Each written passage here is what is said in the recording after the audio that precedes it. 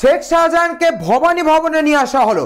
রাজ্য পুলিশের হেডকোয়ার্টারে তাকে নিয়ে আসার মূল কারণ, ইডির পক্ষ থেকে যে মামলা রুজু করা হয়েছিল সেই মামলায় মূলত শেখ শাহজাহানকে গ্রেফতার করা হয়েছে এবং এই মামলায় রাজ্য গোয়েন্দা দপ্তরের পক্ষ থেকে যে তদন্ত, সেই তদন্ত এগিয়ে নিয়ে যাওয়া হবে এবং সেই তদন্তকে এগিয়ে নিয়ে যেতেই ভবানী ভবনে নিয়ে যাওয়া হয়েছে শেখ শাহজাহানকে।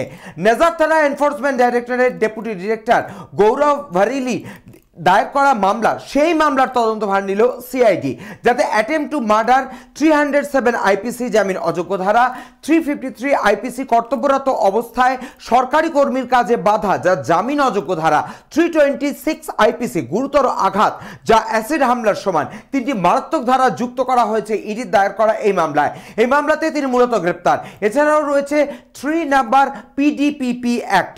ইডির ডেপুটি ডিরেক্টরের করা এই মামলাতেই গ্রেপ্তার শেখ শাহজাহান এবং এই মামলারই তদন্তভার নিয়েছে সিআইডির হাতে। পুলিশ সূত্রের খবর, তবে সেই সময় দুটো মামলা হয়েছিল, একটা ইডির তরফ থেকে যেখানে এই সেকশনগুলো দেওয়া হয়েছে, আর একটি রাজ্য পুলিশের তরফ থেকে স্বতঃপ্রণোদিত মামলা হয়েছিল, যেটা জানা যাচ্ছে সেই মামলাতেও রাজ্য পুলিশ এই শেখ শাহজাহানকে শোন অ্যারেস্টেড করতে পারে।